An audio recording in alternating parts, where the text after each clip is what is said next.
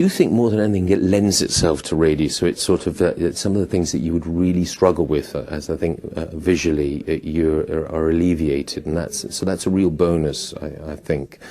And I think it was a very, very clever conceit of Sebastian's to play with the time aspect of it within the story. So it just feels like some things.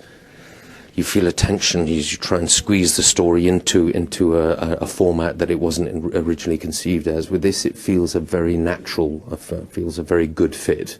And of course, radio, I love doing them.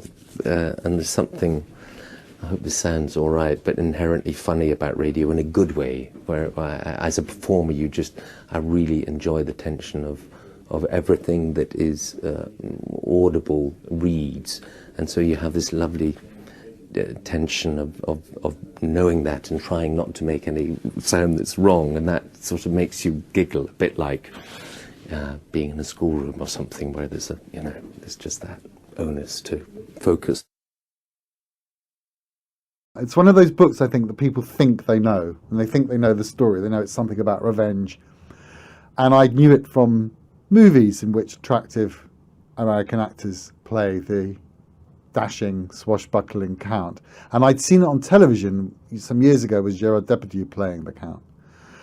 So my image of him was of this sort of romantic hero. And then as I came to start to read the book, a very different Count starts to emerge, far more mysterious and very, very dangerous.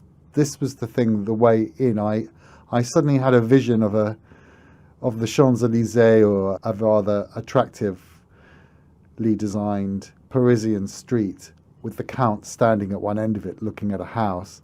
But as it were, the soundtrack music of that image was For a Fistful of Dollars, or The Good, the Bad and the Ugly. And there's a lot of the book is set in the south of France, and it's got a kind of dusty, dirty, visceral, kind of sweaty quality that I really wanted to get. So it suddenly hit me that my way in was that actually the Count of Monte Cristo is almost the prototype for the man with no name, the stranger who turns up in town seeking revenge. And you know from the second that he appears that you're in trouble.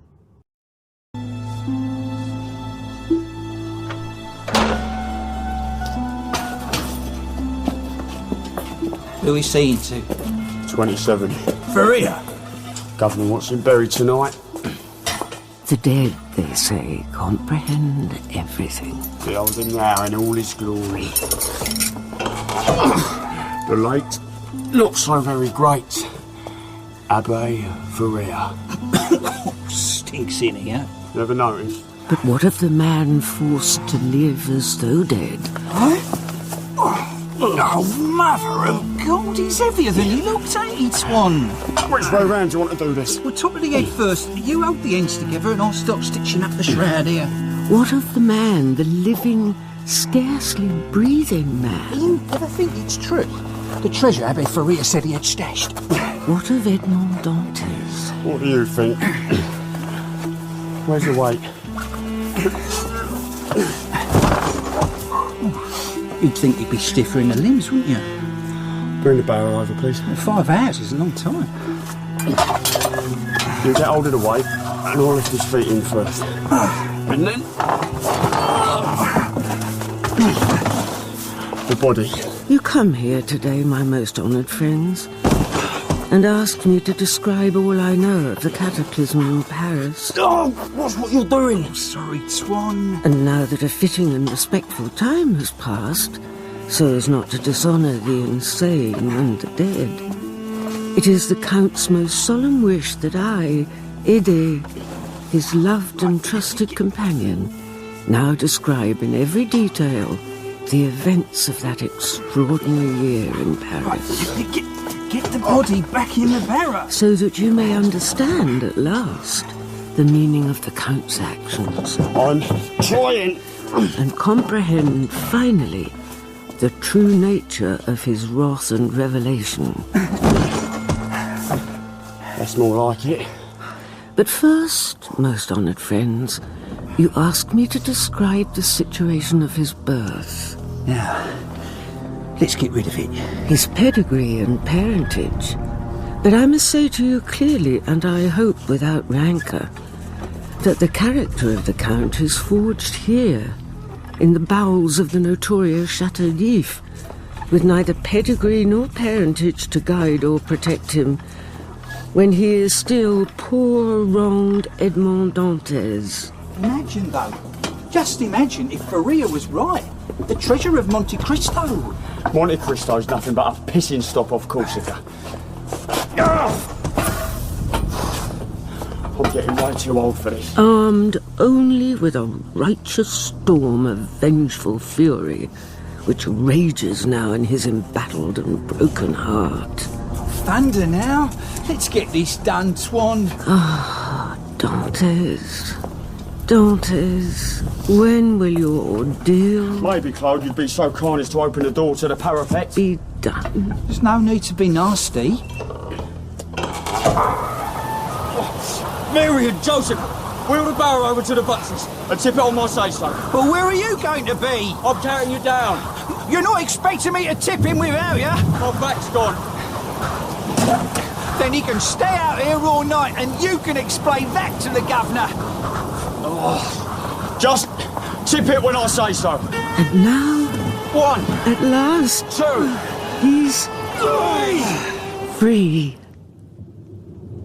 And it's here, in this one desperate moment, that the true beginnings of the Count may be properly perceived.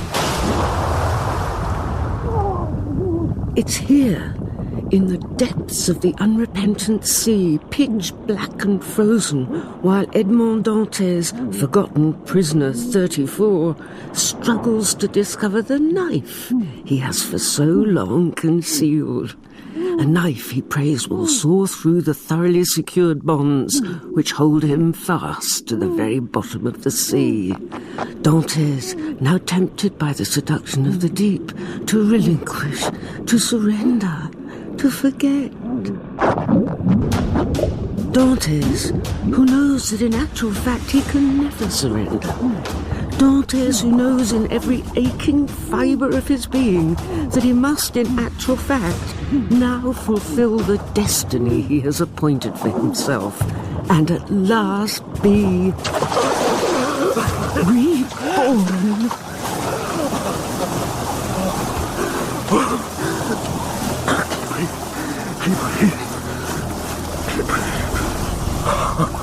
Dantes, Happy for you? our time together is short. Am I dead? On the contrary, dear Dantes, it is I who has passed. But you can't be here, my dear old friend. You can't be. Always remember, Edmund. Never forget. Never forget what? The names of those that wronged you. The names of those who connived to ensure your disgrace and destruction. Never forget them. Never. No. Then say them. Say them out loud for all the universe to hear. I can't. I'm so tired. Say them, Edmund. Danglars. Yes, Danglars. And? Fennon. And? Fennon, the Catalan. Dantes, good. Remember. Who else? The prosecutor, the crown His prosecutor. name, Dantes. Say his name. De Villefort. Repeat them. Repeat the names of those who betrayed you. Danglars, Fennon, De Villefort. Louder. Danglars, Fennon, De Villefort. Louder still. Dantes, loud enough to wake the righteous. Danglars, Fennon, De Villefort. Good.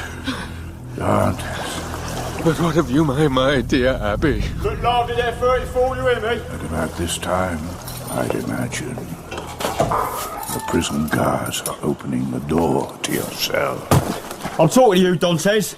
and will attempt to rouse you. Stop playing silly buggers, 34, and get...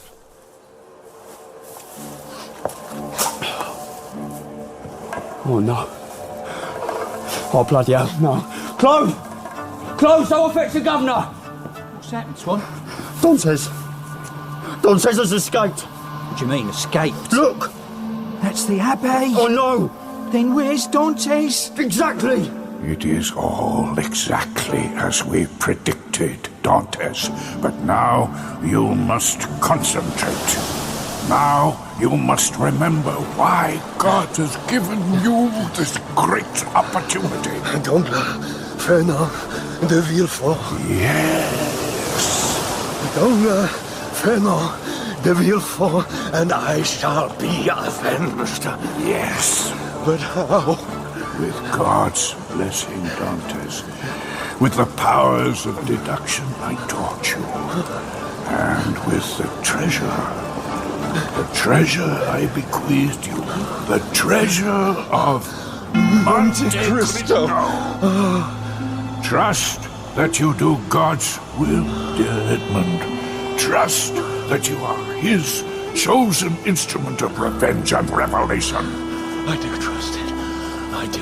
And that from this moment on, no earthly king can ever command or contain you again. Riga. And then, as if sent by the very hand of God, the bloated body of a drowned Maltese seaman thumps insolently onto the rocks beside him.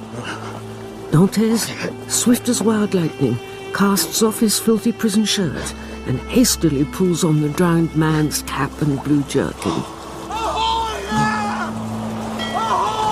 Over here! Over here! Where are you? On the rocks here! On the rocks! Can't you see the boat? Look, I can't reach it! I can't reach it! Try! It's not good! You have to let go of the rope! Don't be drowned! I'll haul you in if you can grab it! Now try! Help me! Help me!